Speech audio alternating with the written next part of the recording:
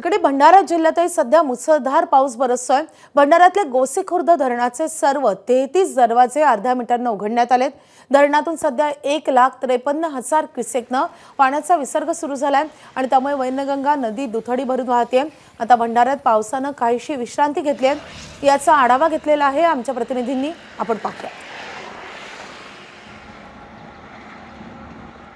मागील 2 दिवसांमध्ये हवामान विभागाने भंडारा जिल्ह्याला ऑरेंज अलर्ट जारी केलेला होता। तर मागील 4 दिवसांपासून भंडारा जिल्ह्यात पडत असलेल्या मुसळधार पावसामुळे वैनगंगेच्या नदीपात्रामध्ये प्रचंड वाढ झालेली आहे। सोबतच गोंदिया जिल्ह्यातील पुजारी टोला असो की धापेवाडा इथूनही मोठ्या प्रमाणात पाण्याचा विसर्ग करण्यात येत आहे।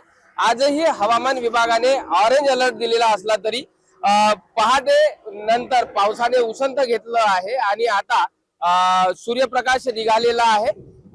एकंदरीतच आपण आता सध्या भंडाऱ्याच्या या वैनगंगेच्या विस्तीर्ण पात्रावर आहोत आणि वैनगंगा नदी दुथडी भरून वाहत आहे।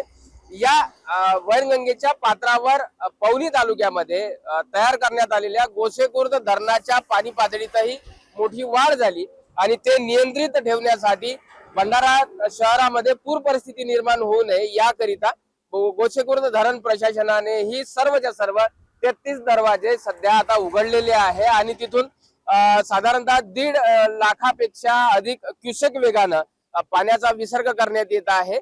एकंदरीतच आज पावसाने उघड घेतलेली आहे, मात्र तरीही हवामान विभागाने जो ऑरेंज अलर्ट दिलेला आहे त्यामुळे भंडारा जिल्हा प्रशासन सतर्क मोडवर आहे आणि नागरिकांना काळजी घेण्याचं आवाहन भंडारा जिल्हा प्रशासनानं केलं आहे। प्रशांत देसाई, एबीपी माझा, भंडारा। एबीपी माझा, उघडा डोळे बघा नीट।